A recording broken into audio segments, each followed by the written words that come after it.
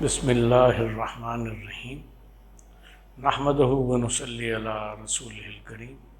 وعلی اصحابہ المتقین اما بعد، سورہ بقرہ مبارکہ کی آیت نمبر 22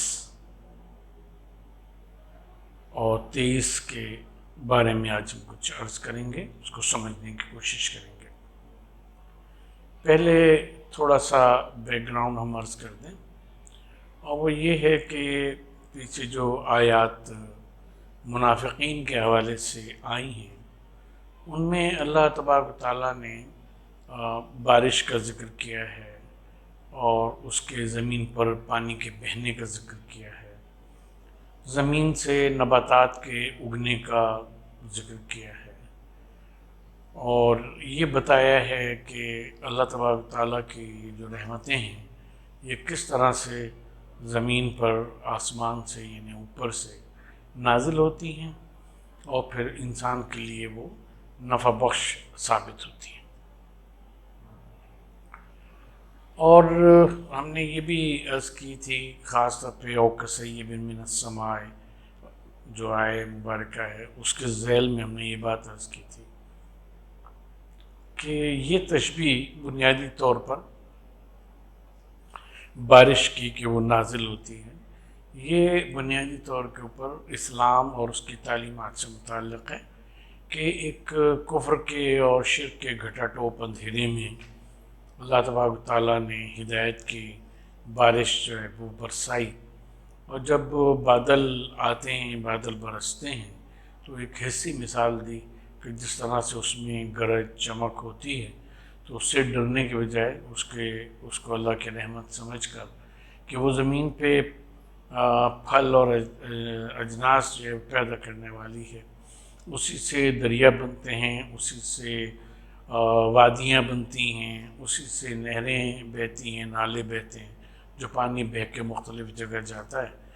وہی پانی اکٹھا ہوتا ہے تالاب کی صورت میں اور لوگ ان سے پانی پیتے ہیں اور اپنے وہ گھر ذخیرہ کیا کرتے ہیں۔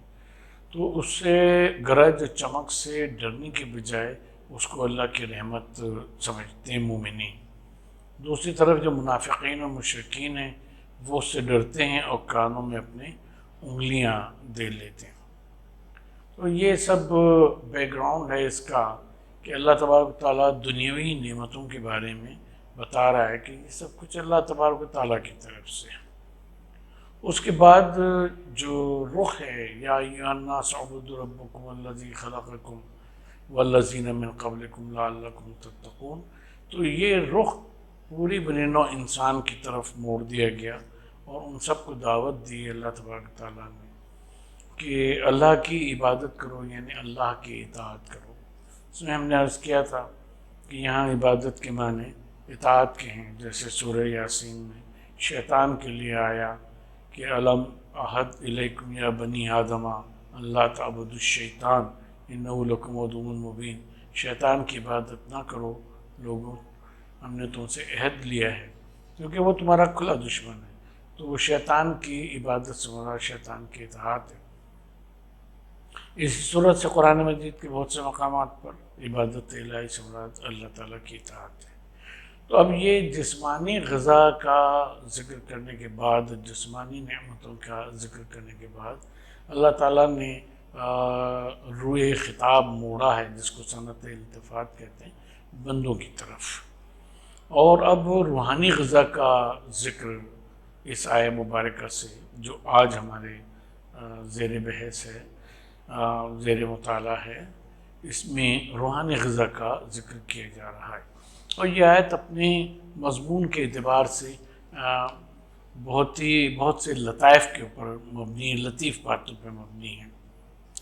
اللہ تعالیٰ فرماتا ہے وَإِن كُنتُمْ فِي رَيْبٍ مِّمَّا نَزَّلْنَا عَلَىٰ عَبْدِنَا فَأْتُوا بِسُورَةٍ مِّن مِّثْلِهِ وَادْعُوا شُهَدَاءَكُم مِّن دُونِ اللَّهِ إِن كُنتُمْ صَادِقِينَ، آیت نمبر 23۔ اور سادہ سے اس کا ترجمہ تو یہ ہے جو عام اردو تراجم میں ملتا ہے کہ اگر تم اس بارے میں شک میں مبتلا ہو جو کچھ کہ ہم نے اپنے عبد پر، اپنے بندے پر نازل کیا یعنی قرآن مجید، فاتو بصورت من مثلہ، تو اس کی مثال ایک صورت لے آؤ، ایک سورہ مبارکہ جو ہے اس کی مثل بنا لاؤ۔ وَدُوا شَهَدَاءَكُمْ، اور چاہو تو تم اپنے مددگاروں کو بھی بلا لو، من دون اللہ، اللہ کے سوا، ان کنتم صادقین، اگر تم اپنے دعوے میں سچے ہو۔ لیکن یہ اس کا سادہ سا ترجمہ جو ہمارے مفسرین نے اردو کے اور مترجمین نے ظاہر ہے بڑی محنتوں اور کاوشوں سے کیا ہے، وہ غلط نہیں ہے، لیکن ہم اس میں کچھ اور پہلو آپ کے سامنے عرض کرنا چاہتے ہیں۔ ایک تو یہ ہے کہ وَإِن كُنتُمْ فِي رَيْبٍ، یہ فی عربی زبان میں ظرفیت کے لیے آتا ہے، یعنی جیسے پانی بالٹی میں ہے، تو یہ جو میں کا مفہوم ہے اس کا یہ مطلب نہیں کہ وہ بھرا ہوا ہے، لیکن اس میں جتنا بھی پانی ہے وہ میں ہے۔ اس کا مطلب یہ ہے کہ ایک ظرف ہے موجود، ایک برتن موجود ہے، ایک ظرف موجود ہے، کنٹینر موجود ہے انگلش میں کہہ دیں آپ اس کو، اور اس میں کچھ موجود ہے، تو اس کو کہا گیا، اس کے لیے لفظ آتا ہے، حرف آتا ہے، اس کو ہم لوگ حرف کہتے ہیں، حروف جارہ میں سے یعنی زیر دیتا ہے۔ ان کنتم فی ریبن، اگر تم ریب میں ہو، یعنی تمہارے دل میں کسی قسم کا وسوسہ، کسی قسم کا شک، یہ وہی ہے جس کو کہا گیا لا ریب فی شروع میں سورہ بقرہ، اس میں کسی قسم کا ریب نہیں ہے، لیکن پھر بھی اگر تمہارے دل میں ریب ہے، اور ریب کس کے بارے میں ہے؟ اب یہاں مما آیا ہے، من ہمیشہ تو نہیں ہے، لیکن یہاں تقریباً بیشتر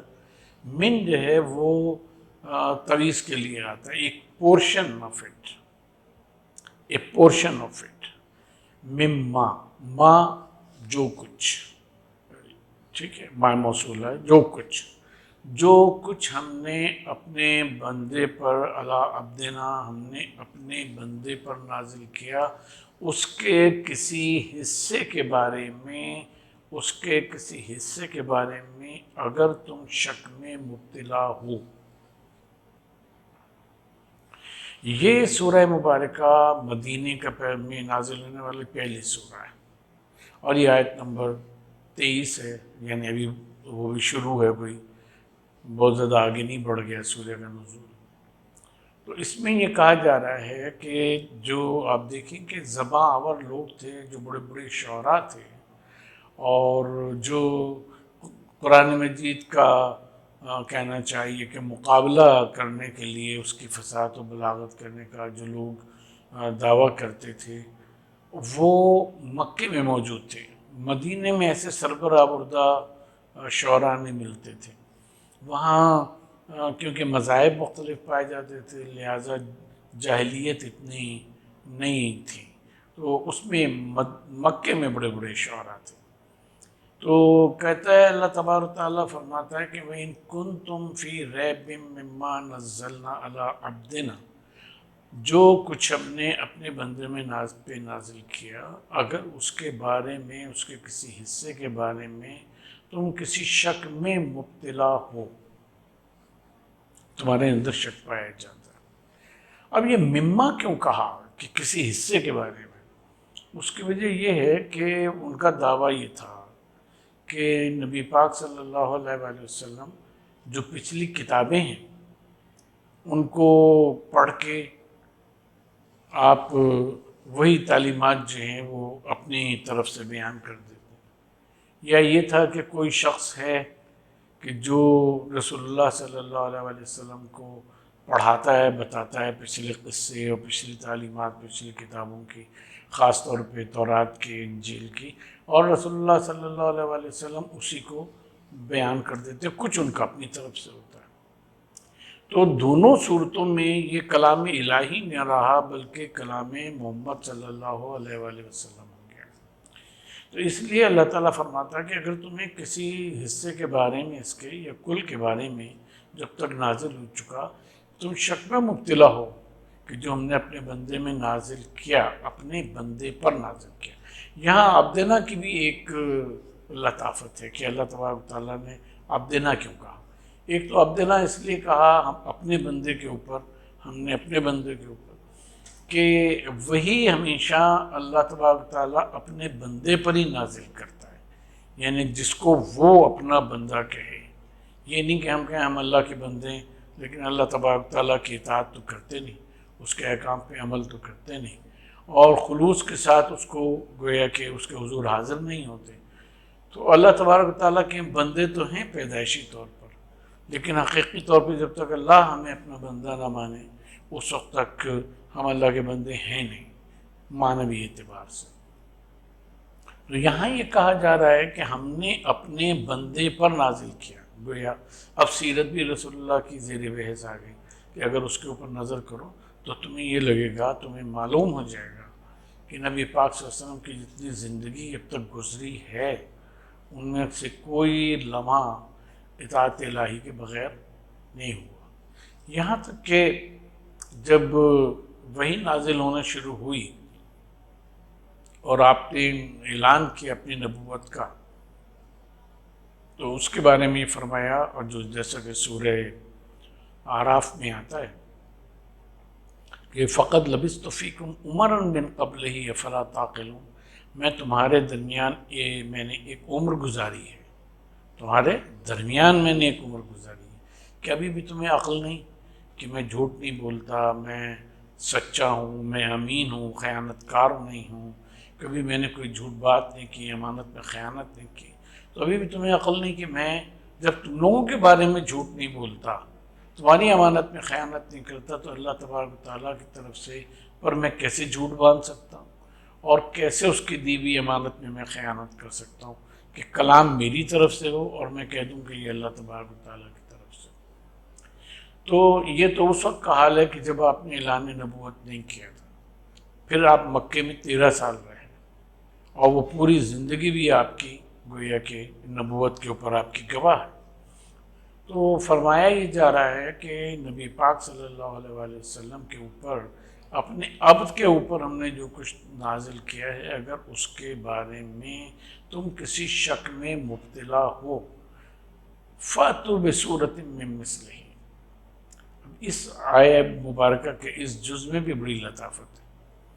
پہلی بات تو اس میں یہ ہے، بڑا نقطہ کہ کہا یہ جا رہا ہے کہ اچھا اگر ایسا ہے کہ تمہیں شک ہے کہ یہ محمد صلی اللہ علیہ وآلہ وسلم کا کلام ہے جو انہوں نے اللہ کی طرف منسوب کر دیا،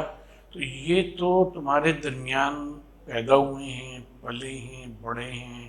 ان کی زبان وہی ہے جو تمہاری زبان ہے، ٹھیک ہے؟ تو اب تم اس قرآن کی مثل فَأْتُوا بِسُورَةٍ مِّن مِّثْلِهِ، اس قرآن مجید کے ایک جز کے مثل کوئی چیز بنا لاؤ۔ یہاں پہ ناظرین کرام ہم ایک بات یہ واضح کر دیں کہ یہاں سورہ کی جو لفظ ہے وہ اصطلاحی معنوں میں نہیں ہے۔ یہ جہاں ہم یہ کہتے ہیں کہ قرآن مجید کی 114 سورے ہیں اور پہلا سورہ فاتحہ ہے کہ جو بسم اللہ سے شروع ہوتا ہے وَلَلضَّالِّينَ پہ ختم ہوتا ہے، یا آخری سورہ والناس ہے کہ جو بسم اللہ سے شروع ہوتا ہے اور ناس پہ ختم ہوتا ہے، بلکہ سورہ کے معنی ہوتے ہیں، سورہ کے معنی ہیں چاہے ایک جز ہو جو ایک جگہ سے شروع ہوتا ہے، ظاہر ایک لفظ سے، اور دوسرے لفظ پہ ختم ہوتا ہے، کیونکہ یہ سورہ کے معنی ہیں سرکل، ایک دیوار کے کہ جو کسی چیز کے گرد گھری ہوئی ہوتی ہے۔ تو چھوٹے سے چھوٹا جز جو ہے وہ بھی سورہ ہے۔ مثلا اس کی مثال یوں لیجیے، آپ تھوڑا سا شک میں مبتلا ہوں گے اس معنی میں کہ مثلا الف لام میم، سورہ بقرہ کھولیں آپ تو اس میں دیکھیں گے کہ الف لام میم لکھا ہوا ہے اور اس کے آگے آیت کا نشان ہے، وہ ایک جز ہو گیا نا۔ حام میم عین سین قاف آپ لیں تو حام میم علیحدہ لکھا ہے، اس کے اوپر آیت کا نشان ہے، عین سین قاف پہ علیحدہ اس کا نشان ہے، آیت کا نشان ہے، ٹھیک۔ اب اگر کسی پرچے کے اوپر کسی چٹ پر الف لام میم لکھا ہوا ہے اور وہ گر جائے، خدا نخواستہ کسی سے بے ادبی ہو جائے، تو آپ کہیں گے اٹھاؤ اٹھاؤ اٹھاؤ اس کو چومو، یہ قرآن مجید ہے، قرآن مجید کی بے حرمتی نہیں کی جا سکتی، حالانکہ وہ حروف مقطعات ہیں۔ پوری آیت جو عام طور پہ سمجھا جاتا ہے آیت، تو وہ آیت نہیں ہے، لیکن ہم اس کو کہہ رہے ہیں کہ قرآن ہے، یعنی جزو قرآن ہے، اس کی بے ادبی نہیں آنی چاہیے۔ حام میم عین سین قاف، یہ 2 آیتیں اگر خدا نہ خواستہ اس کی کوئی بے ادبی کر دے تو دائرہ اسلام سے خارج ہو جائے گا، کیونکہ وہ جزو قرآن ہے، اور اگر اس کی بے ادبی ہوئی، کسی سے چھوٹ گیا یا کچھ اس نے جان کر کے چھوڑ دیا، وہ کر دیا، تو کہا جائے گا اس نے قرآن کی بے حرمتی کی، اس نے قرآن کی بے حرمتی کی۔ اگر غلطی سے ہوا ہے تو معاف ہے، اور اگر اس نے قصداً وہ بے حرمتی کی ہے تو وہ شخص اگر مسلمان ہے توبہ نہیں کرتا تو دائرہ اسلام سے خارج ہے۔ تو یہ یہاں جو سورہ کا لفظ آیا ہے کہ فَأْتُوا بِسُورَةٍ مِّن مِّثْلِهِ، کہ اس کی مثل ایک سورہ لے آؤ، تو قرآن مجید کا اس سے چھوٹے سے چھوٹا جز مراد ہے، کوئی ایک جز بھی لے آؤ تو خود الف لام میم کے برابر کوئی حروف مقطعات جو قرآن مجید میں استعمال ہوئے ہیں، 14 حروف مقطعات ریپیٹیشنز نکال کے، تو ان میں سے کوئی لے آؤ، تو آپ کو پتہ چلے گا کہ اس کا بھی معارضہ نہیں ہو سکتا، اس کا بھی مقابلہ نہیں کیا جا سکتا، کہ جس ترتیب سے یہ آ گئے ہیں اسی ترتیب سے یہ موجود ہے۔ ایک تو یہ بات ہو گئی، دوسری اس میں لطیف بات یہ ہے کہ من مثلہ کے جو لفظ ہے، اس کی مثل، پھر سمجھیں، من مثلہ اس کی مثل، اب اس سے قرآن مجید بھی مراد ہو سکتا ہے جیسے کہ ابھی ہم نے وضاحت کی،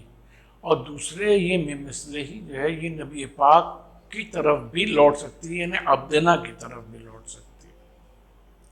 کہ جیسے ہمارا عبد محمد صلی اللہ علیہ وآلہ وسلم اور وَحَنَا لَهُ الْفِدَا، جیسے وہ قرآن مجید لے کر آئے ہیں، جیسے وہ آیات لے کر آئے ہیں،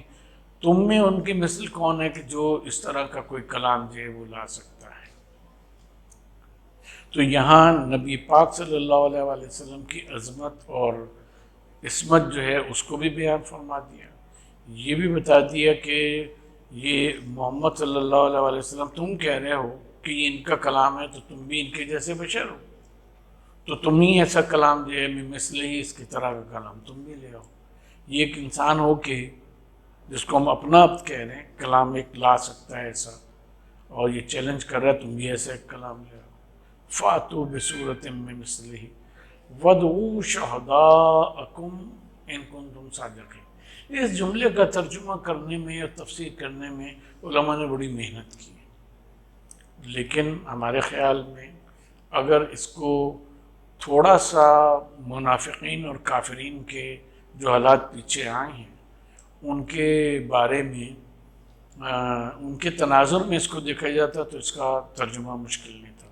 یعنی مثلا اس کا ترجمہ یہ ہے کہ اور تم اپنے گواہوں کو لے آؤ، تو ان کے گواہوں کو، اپنے گواہوں کو یہاں لانے کا بظاہر کوئی اس طرح سے یعنی جملے سے یہ مطابقت نہیں رکھتا کہ اپنے گواہوں کو لے آؤ تم، کیونکہ شہداء کا ترجمہ جو ہے وہ گواہ کیا گیا، یا اپنے سرداروں کو لے آؤ، جیسا کہ قاضی بیضاوی نے لکھا ہے اپنی تفسیر میں کہ شہداء کا ایک مفہوم جو ہے وہ بزرگوں کا اور اپنے بڑوں کا بھی ہے۔ اگر یہ مان لیا جائے تو من دون اللہ، اللہ کے سوا کا جو مفہوم ہے اس سے یہ مطابقت نہیں کرتا کہ اللہ کے سوا اپنے گواہ لے، اللہ کے تو وہ مانتے ہی نہیں، تو اپنے گواہ یا اپنے بڑوں کو وہ کہاں سے لائیں گے؟ اللہ کے سوا جو بھی ہیں اللہ کے سوا ہی ہیں وہ۔ تو یہ اس کا ترجمہ کرنے میں اور شرح کرنے میں علماء اسلام کو کافی مشکل پیش آئی ہے، لیکن ہم تھوڑا سا پیچھے لے کے چلتے ہیں۔ اسی سورہ میں شروع میں کہا گیا ہے سورہ بقرہ کے دوسرے رکوع میں، وَإِذَا خَلَوْا إِلَىٰ شَيَاطِينِهِمْ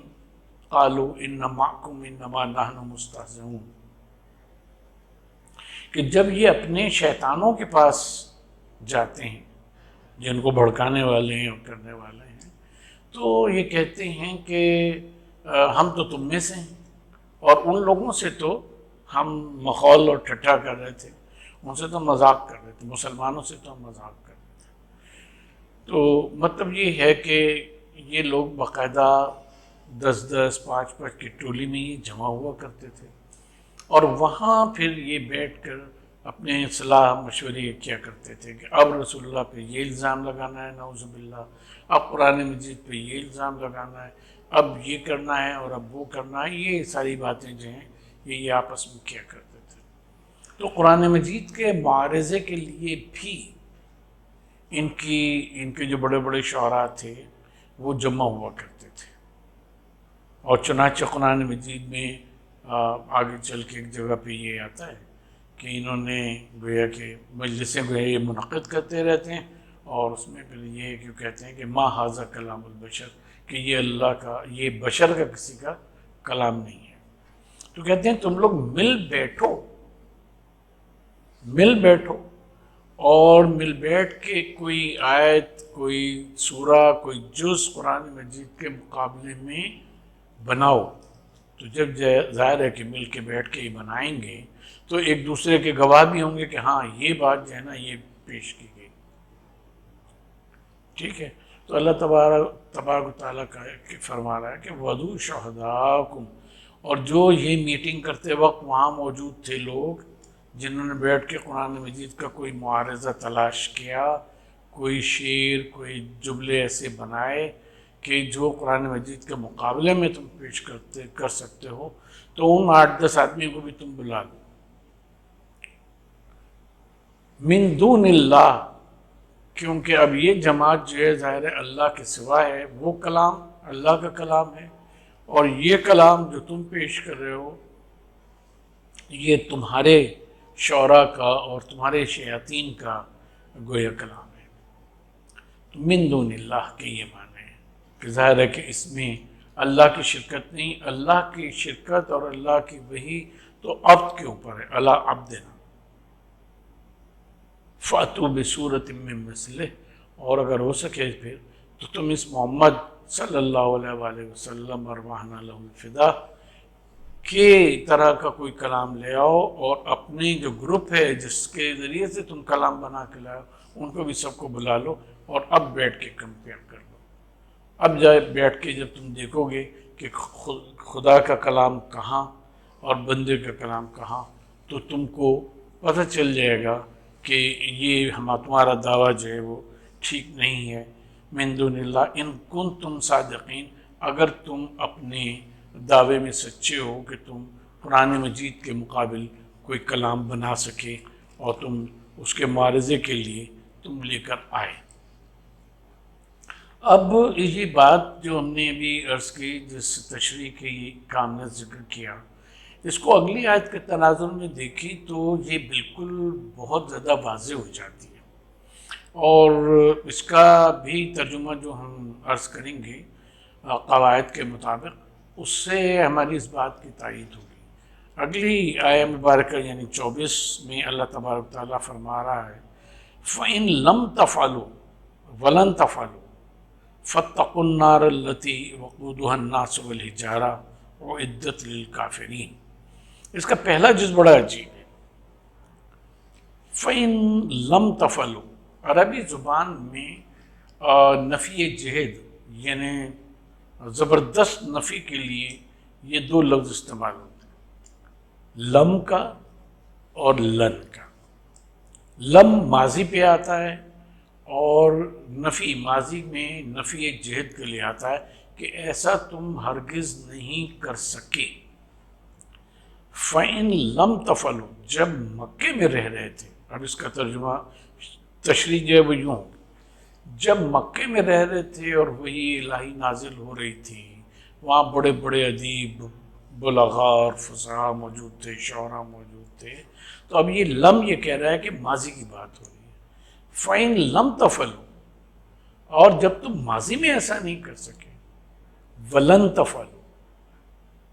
وَلَمْ تَفْعَلُوا، اور لم جو ہے وہ مستقبل میں نفی جہد کے لیے ہوتا ہے، اور تم ہرگز ایسا نہیں کر سکو گے، یعنی اب مدنی دور کی بات ہو رہی ہے کہ مکی دور میں تم نے بڑی کوشش کی قرآن مجید کا معارضہ کرنے کی کہ اس کے مقابل کوئی آیت لے آؤ، کوئی چھوٹے سے چھوٹا وہ لے آؤ، نہیں لا سکے تم۔ لم کا فائدہ یہ ہے، فَإِن لَمْ تَفْعَلُوا، اگر تم ماضی میں ایسا نہیں کر سکے، فَلَن تَفْعَلُوا، اور تم مستقبل میں بھی ایسا نہیں کر سکو گے۔ اب پورے مدنی دور کی نفی کر دی کہ اس میں جو لوگ موجود ہوں گے قرآن مجید کے اور رسول اللہ صلی اللہ علیہ وسلم علیہ السلام کی جو حقانیت ہے اس کے مخالف، اگر وہ کوئی کلام تیار کرنا چاہیں گے، وہ ایسی تعلیمات کو لانا چاہیں گے تو وہ بھی نہیں لا سکیں گے۔ فَاتَّقُوا النَّارَ الَّتِي وَقُودُهَا النَّاسُ وَالْحِجَارَةُ، تو ڈرو، بچنے کی کوشش کرو اس جہنم سے کہ جس کا ایندھن ہوں گے لوگ بھی اور حجارہ بھی۔ اب یہاں بھی تھوڑی سی مشکل درپیش ہے کہ جہنم میں کون ڈالا جائے گا؟ انسان ڈالے جائیں گے اپنے اعمال کی وجہ سے، اپنے کفر کی وجہ سے، اپنے شرک کی وجہ سے۔ یہاں یہ کہا جا رہا ہے کہ فَاتَّقُوا النَّارَ الَّتِي، یعنی عذاب نار سے بچنے کی کوشش کرو، ایمان لے آؤ، کیونکہ اس کا ایندھن بننے والے ہیں کون؟ دو چیزیں کا ذکر ہے۔ ایک تو لوگ، یہ سمجھ میں آتا ہے کہ جو کافر ہیں، جو مشرک ہیں، جو دعوت الہی کو پیش کیے جانے کے باوجود اس کے منکر ہے، جو قرآن مجید کی فصاحت و بلاغت کو اور سب چیزوں کو سامنے رکھنے کے باوجود بھی انکاری رہے، تو وہ تو جہنم میں ڈالے جائیں گے، وہ ایندھن بنیں گے۔ والحجارہ، اور پتھر بھی بنیں گے۔ تو یہ پتھر کون ہے؟ پتھر کون ہے؟ پتھر کون ہے اس کے بارے میں یہ کہا گیا کہ یہاں پتھر کے بت مراد ہیں۔ ہمارا خیال یہ ہے کہ پتھر کے بت یہاں مراد نہیں ہو سکتے، کیونکہ اہل عرب جن بتوں کو پوجا کرتے تھے اس میں لکڑی کے بت بھی ہوتے تھے، پتھر کے بت بھی ہوتے تھے، میٹل کے بت بھی ہوتے تھے، یہاں تک کہ وہ حلوے کے بت بنا کے اپنے ساتھ رکھتے تھے۔ جب عبادت کا وقت آتا تھا تو وہ حلوے کے بت کو کھڑا کرتے تھے، اس کے سامنے عبادت کر لیا کرتے تھے، اور جب انہیں بھوک لگتی تھی تو وہی توڑ کے کھا بھی لیا کرتے تھے۔ تو یعنی اگر ہم یہاں بت مراد لے لیں تو اس کے معنی تو یہ ہوں گے کہ پتھر کے بت جہنم میں پھینکے جائیں گے، اور وہ اس غرض سے نہیں پھینکے جائیں گے کہ ان کو کوئی عذاب دیا جائے گا، وہ تو بیچارے ہیں، ان کو کیا ہو، وہ اس لیے پھینکے جائیں گے کہ جب آگ میں پتھر پھینکا جاتا ہے تو زیادہ آگ بھڑکتی بھی ہے، اور پھر وہ پتھر گرم ہو کے زیادہ گویا کہ وہ ہو جاتے ہیں، سخت بھی ہو جاتے ہیں، اور اس سے کسی کی جلد ٹکرائے تو عام آگ سے زیادہ اس سے نقصان ہوتا ہے یا اس کی تپش زیادہ محسوس ہوتی ہے۔ تو پتھر تو اس لیے پھینکے جائیں گے، ٹھیک ہے۔ یہاں الحجارہ سے کیا مراد ہے؟ کیونکہ جو بت ہے پتھر کے ہوں یا لکڑی کے ہوں یا اس کے ہوں حلوے کے یا اور کسی چیز کے میٹل کے ہوں، ان کا تو قصور نہیں ہے، بنایا انسان نے، اس کو پوجنا شروع کر دیا۔ حضرت ابراہیم کے جو چچا تھا آزر، جس کا قرآن مجید میں ذکر آتا ہے،